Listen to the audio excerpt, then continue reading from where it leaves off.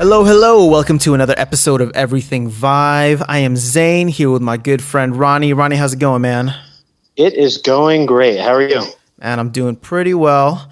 We have another exciting episode for you today. And so, usually on these days, we like to focus in on a topic that is of mutual interest to us. And so, today is a little bit different. Well, no, it's not a little bit different. I was curious, and Ronnie and I were just kind of having a conversation about the improvements or the evolution of VR all the way back from Kickstarter through the dev kits to where we are at now with consumer ready headsets. And so, just in that conversation, learning about it, I thought is just a good kind of background and foundation for VR. And Ronnie is the man in terms of knowing he's been following this stuff for many years. And I thought it'd be kind of cool to have a conversation with him in terms of his thoughts. And so, you ready, Ronnie? Yeah, I'm definitely ready. Well, before we preface it, I mean, go ahead. Do you want to start us off? Sure. I mean, I guess I was just going to say that I can still remember the first time that I really knew anything about, where virtual reality was heading, or, found out rather that people were really working on virtual reality in a new way. It was a video, I believe, Brad Shoemaker from Giant Bomb was interviewing John Carmack. And I want to say I don't remember exactly if it was at E3 or if it was QuakeCon. I think it might have been QuakeCon. But he was interviewing John Carmack about this weird headset that he had that was all kind of duct taped. And it just looked like something that someone had made in a garage. And the way, Brad, who was the guy who was trying out the headset, was just talking about this thing like it was the most amazing thing he had ever seen. And he said, even though, this is all just duct tape and a bunch of different weird scraps kind of put together, that you put the headset on his head and he felt like he was actually in Doom 3, which is the game that was being demoed at the time. And, watching him and hearing about what he was seeing made me think, man, like this is something really special. This is something unlike, anything else that I've seen before. And hearing John Carmack kind of talk about how up to that point, virtual reality, like he had been working on virtual reality in his spare time, blah, blah, blah. But that, there were finally certain types of advances in some of the underlying technologies to get the latency low enough to really start making breakthroughs. And I believe actually at the time he mentioned Palmer Luckey and some of his work in virtual reality as well. Now, just to brief listeners in on who all these guys are. I know Palmer Luckey's at Oculus. If you could go through the other guys you mentioned and just where they were at or what their roles were. Sure. So John Carmack at the time was working. He's one of the founders of id Software, which if you know Doom and Quake and all of those games, that was the company that made those games. And he was a founder and a developer at id Software, who was then bought by Bethesda, and eventually he moved over to Oculus as the chief technical officer, I believe. So John Carmack is currently the chief technical officer at Oculus. But at the time when I was watching this first video, he was still working at id and I guess Bethesda. So this was just, before the name Oculus was being thrown around, before we knew anything about Valve working on virtual reality. It was this single developer talking about, kind of his almost individual, interest in virtual reality and kind of seeing what he was working on in his own time. So that was the first time that I saw modern virtual reality being implemented, and it seemed super exciting. And then shortly thereafter, in the next few months, we started getting a taste on what the Oculus Dev Kit 1 was eventually going to be, and the Kickstarter and all of that. Gotcha. Okay. Well, and what year or month can you place us in time? I'm just Uh, curious how long ago this experience for you was. I mean, it was probably, without looking at it specifically, I mean, it must have been a few months before any of those initial Kickstarter uh, announcements or Oculus was announced. So I would imagine it was probably sometime in 2012. Oh, okay. Um, but I mean, it was a good few months to a year probably prior to any talk about Oculus formally as a company and as a virtual reality, initiative.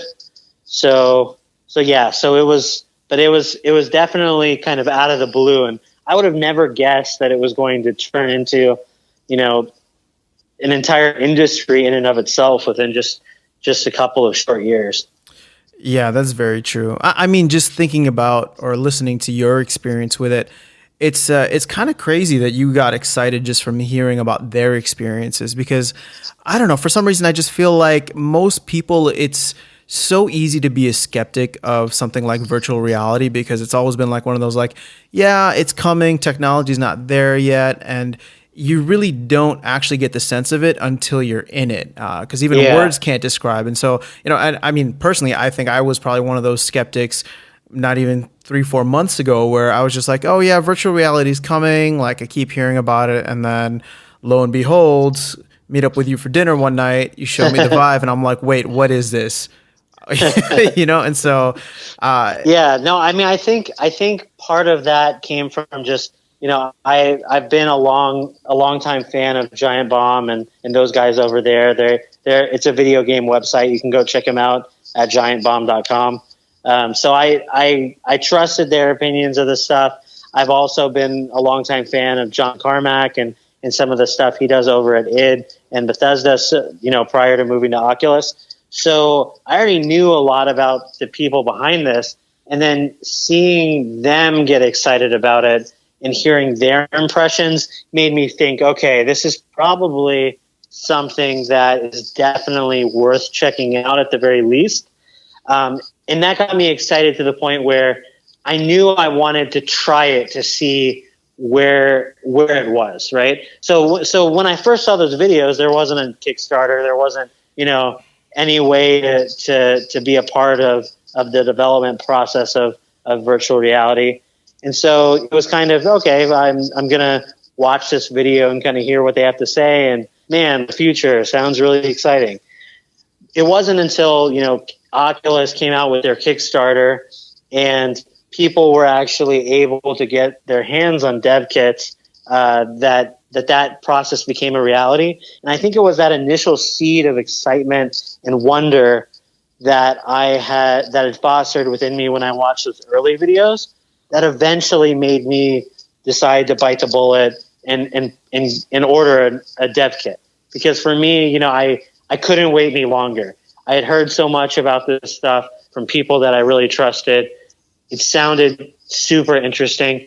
And whether it was actually as amazing as people were saying, I needed to know for myself. And I knew that I didn't want to wait until this stuff was on the market.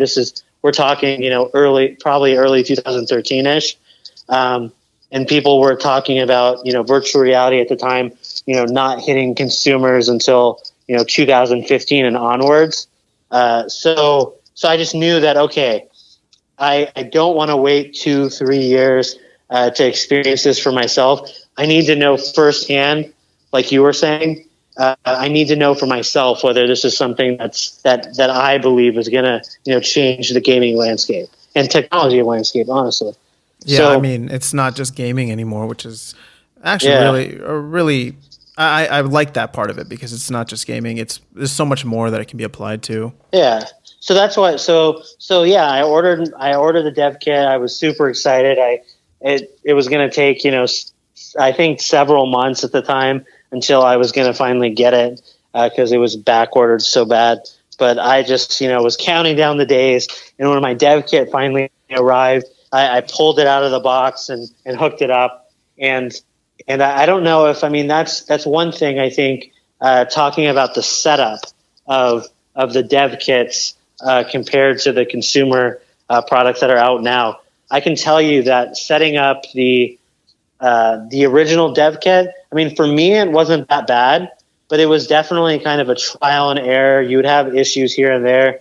It was not something that even a somewhat, like, most consumers would not put up with the kinds of stuff that I had to put up with in order to get my early dev kit to work.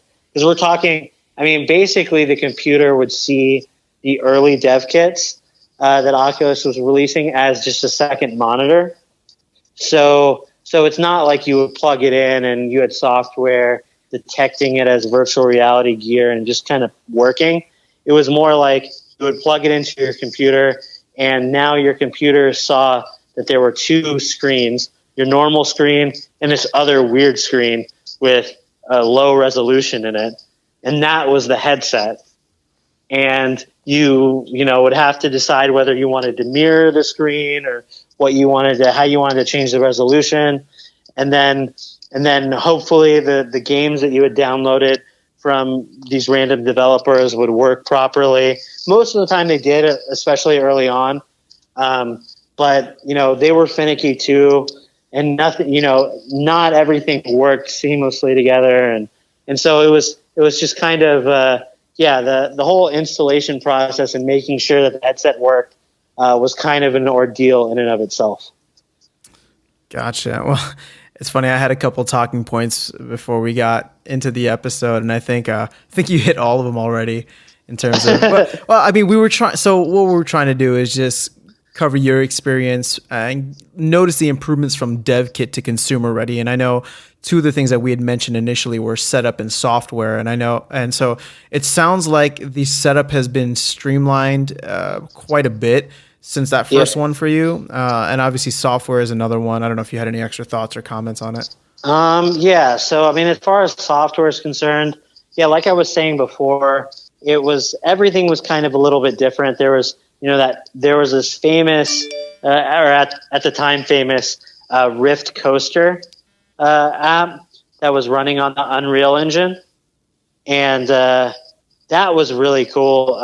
It ran, like I said, you had to install Unreal Engine distribution software and then kind of get that running. It worked differently than a lot of the Unity specific titles, and everything just kind of had its own little quirk. So there wasn't this, there was no uniform way of launching apps. There was no there was no in headset display. So you had to launch everything and then put the headset onto your head, and you couldn't exit out of the game or anything like that from within the headset. You just had to take it off and close it on your computer. So there was no great interfaces. I'd say text was a big thing that people, I mean, they're still working on user interfaces in current virtual reality games, but especially in the early dev kit days, I think no one really had any sense of how to handle stuff like teleportation or especially the user interface stuff. So reading things in virtual reality was really difficult, especially on the lower resolution headsets. So thinking back to the kinds of stuff that I put up with in dealing with the dev kit, and obviously it was made more for people that were experimenting with early early software development themselves. So it wasn't meant for consumers or anything like that, but just seeing kind of getting a chance to firsthand see what Oculus, what Valve, what these big companies would be able to do with hardware to make it ready for consumers. It was really interesting because you got to see firsthand, what it took to take something that was just experimental and polish it up and add the software levels necessary for normal people to try to use the hardware. So that's I guess what I would say I noticed the most as far as the software is concerned. Yeah, I mean, that's actually one of my favorite features is the fact that, I can do so much from within the headset now, being able to exit games. Like you can actually look at your desktop and, manipulate or even use things on your desktop while you're in the headset. it just feels super smooth is a word that comes to mind because there's no break in gameplay. There's no break in setting up one thing or the other or having to load up another game. It's just a really fluid, like, okay, I'm in the one experience, I go straight into the next one.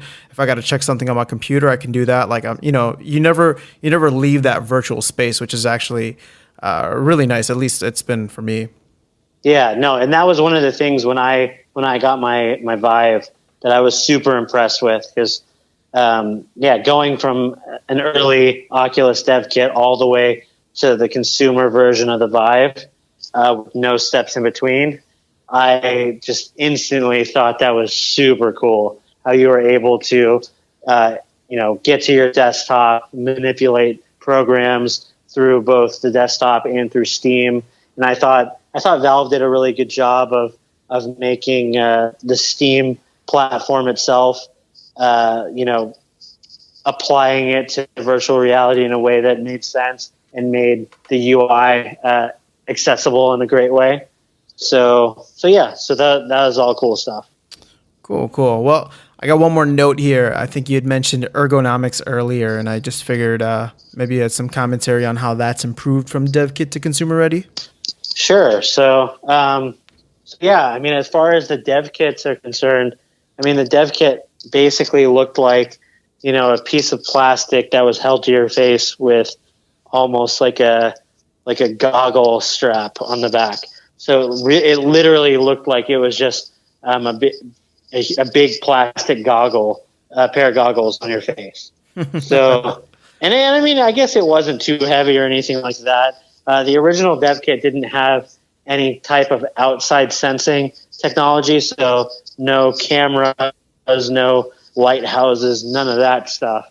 So it really was almost more like a gear VR in that sense. Like it just kind of saw your pivoting of your head, and that was it. So maybe that's part of why it was quite a bit lighter. But yeah, no comparison. It didn't look like it looked like something that was kind of rushed out, and no one had really spent a lot of time making the thing comfortable or really fit to your face. And I think both Oculus and Vive and HTC did a great job with their final consumer versions, and I've heard nothing but great things about the PlayStation VR too. As far as ergonomics are concerned, I've heard perhaps it's one of the best. So I think all of these companies are definitely taking note on what makes something comfortable for people, and then making that into a package that is great. One thing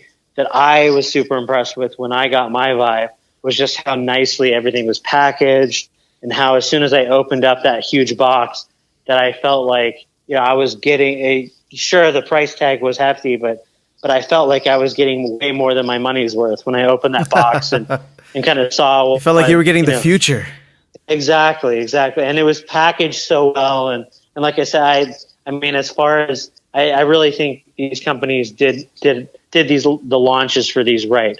Hopefully we'll get more and more killer software for all of these headsets to make virtual reality continue to be a strong market. But I think for people that did bite the bullet and purchase a consumer headset, I think most people should probably be very satisfied with what they're getting so far. So.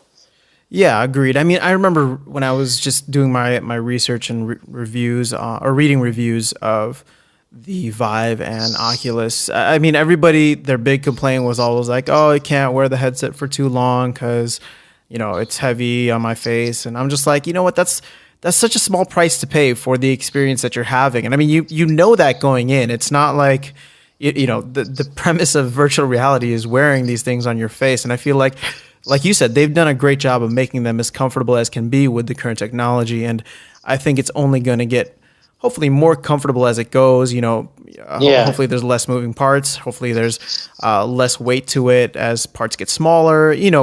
All types of small, minimal improvements that can actually greatly enhance the overall experience on the consumer level.